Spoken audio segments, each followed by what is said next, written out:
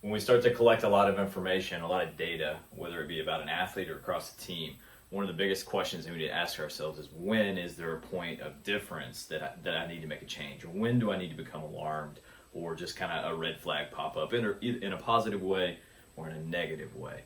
So regardless of what kind of information we have, we can think about it through standardized scores, normal distributions, to potentially create a flagging system for us. So what we do with wellness data, with force play data, anything that we have information over time. Now, it's important to note that we do need to check and make sure the data is normally distributed, meaning that it follows a nice bell-shaped curve over time so that we can make these assumptions. There's some tests that we'll go through over time and we'll talk about in the future, but let's say we're dealing with normal data. Normal data, let's say I have an athlete that's jumping on a force plate over his or her career, or who are filling out a wellness survey over time, whether it be on their cell phone or on a kiosk. A lot of times that information is going to follow a normal distribution. And what that means is the majority of the data points are going to fall somewhere around the average, or what we think of as within about one standard deviation on the positive side or the negative side of the average being right in the middle. Now, whenever we think and see an observation outside of one standard deviation, we can start to see that there's a little bit more different in that data than if it was to fall somewhere in here.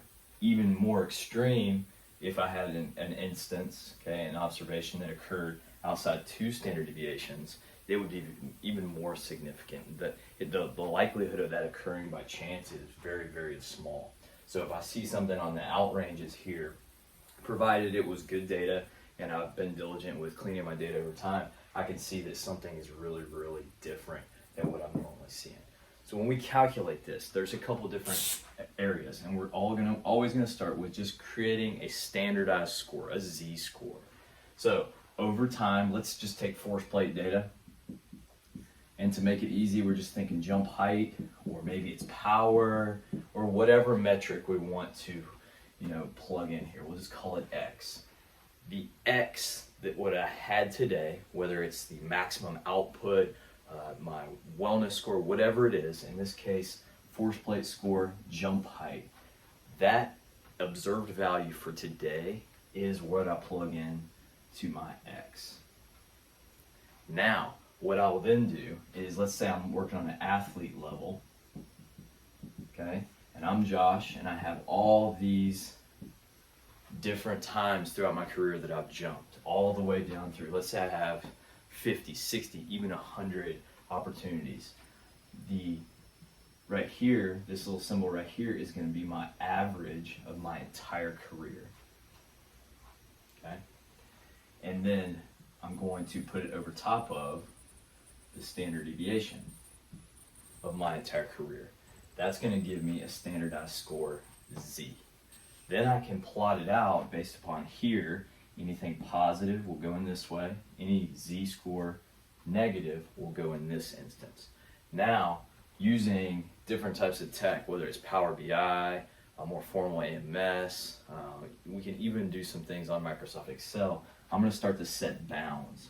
So in this case, let's just say I'm going to set a bound at +1 and -1, or it would be Z-scores in this case. So now what that's going to tell me is, for today, okay, April 12th, if my Z-score plots out to be higher than 1, it's going to flag a little bit different color because it is outside what I would normally expect. If tomorrow I jump again and it scores lower than 1, it's going to flag a different color, a symbol with my conditional formatting, because it is significantly different than what I would normally expect in here. Even further, I could set bounds with different colors in here to make it even more apparent when something is very significant or different than what I would normally observe. This is a very oversimplified explanation of this, but essentially what we're trying to do is to see when a difference is actually occurring. When do things change, and when do I need to be alarmed, or when do I need to celebrate something positive?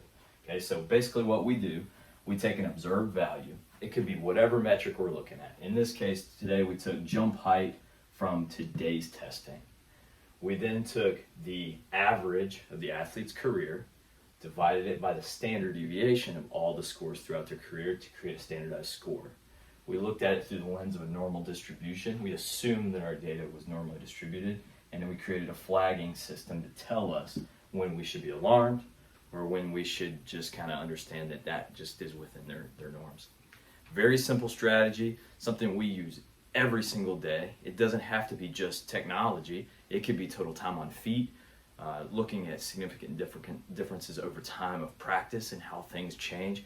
It could be just looking at things across your department that you're collecting information on. So very powerful tool, very simple. And if you can use some products from Microsoft like Power BI, different tools like that, it's really, really simple to create a flagging system.